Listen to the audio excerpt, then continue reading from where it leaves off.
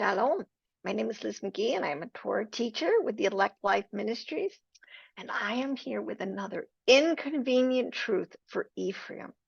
Ephraim is the biblical name for Christianity. If you're wondering where, we are in the Bible, that's what we are. I have a lot of teachings on this, and there's there is all of the scripture needed to back this up. But either way, let's talk today about the covenant. The covenant at Sinai. This is a huge misconception within Christianity.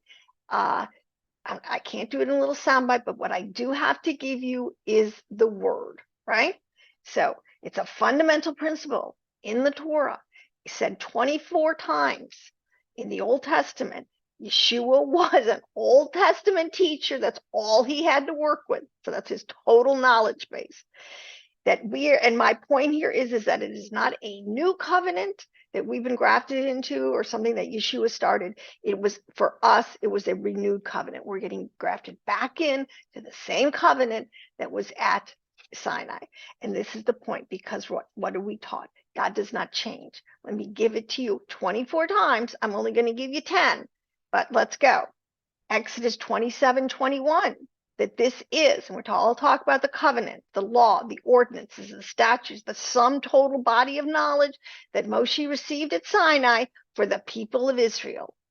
All right, so just so we got our context right, it says this is a permanent law for the people of Israel, not for the Jews, not for Judah. It says for the people of Israel.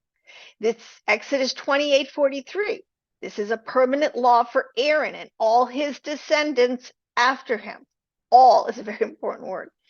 Leviticus 3:17, about you will never eat any fat or blood. And this is actually a proof text, perfect. It says this is a permanent law for you, and it must be observed from generation to generation wherever you live. Listen, people, when Paul at the Jerusalem Council, when they called him in and asked for his testimonies, you're among the Gentiles, you're preaching to them to come in. And so what should we do? Because they're coming.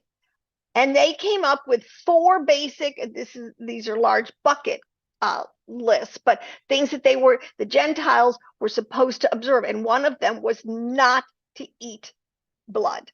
All right. So why would they say that unless they knew it was a part of the everlasting covenant? It's proof positive, people. Well, we got to just think. All right. Let's just go to Genesis 17:7 with the covenant with Abraham. Abraham is the father of all those that believe since the flood. Okay. Now it says that this covenant is at Sinai. The whole Testament testifies to this. Okay. Now the New Testament, remember I would say, is just the Old Testament revealed. So it's not changed, it's revealed. So the point is we are being grafted back in to the same covenant, the covenant of Sinai. For us, it is a renewed covenant. Ephraim, Christian, you're just renewing your commitment to the covenant because you're part of the ancestors, you're part of the seed, you're part of the offspring of the people that were there. All right, which is called all Israel. So it says that I will establish my covenant as an everlasting covenant between me and you and your descendants after you, to be your God and the God of your descendants after you. Couldn't be clearer language. In Exodus 12:14, it says this is an eternal law for all generations. Deuteronomy 29:28 through 29. 29 verses 28 through 29. It says, but the things revealed belong to us and our children forever. The covenant Sinai was very public. All of them saw it, heard it, witnessed it, understood it, and signed on to it. For them, and he said, and for all of our offspring, it is a binding covenant. Now, Exodus 12:14 says this is a day to remember. Each year, from generation to generation, you must celebrate it as a special festival and this is key, to the Lord. Who is the Lord? Yod He Vav He. That's the banner over us. That is the God of Israel that both the Jews and the Christians worship. And many righteous people do. I understand the not wanting to, well, that's another whole Inconvenient Truth Rabbit Trail. In Exodus 12:17, celebrating the festival of unleavened bread. People, even in the millennium, we're going to be celebrating 3 of these festivals.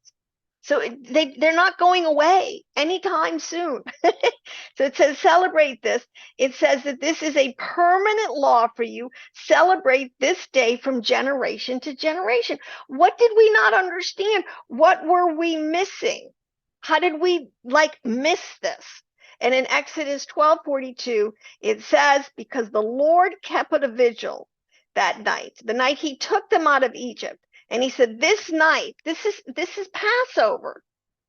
I mean, why are we not celebrating Passover every year? Because we're told it is to be observed by all the Israelites for generations, for all the generations to come. Listen, people, the onus is on us. We've had bad teachers. We've had wrong doctrine. It says that the very elect will be deceived even in the last days. It's happening. Just like, to me, it's an inconvenient truth. Just get it straight. Adjust your theology and let's move on. We have really bigger fish to fry coming up soon. But this is all part and parcel of the reunification of all Israel. Now, the secondary issue is, well, what part of the law do you keep? What are we supposed? That's a whole issue. And it's very fleshed out and it's very easy to understand. But you cannot understand it if you keep saying that, quote unquote, we're not under the law, because you are in direct contradiction to what the Torah has stated over and over and over.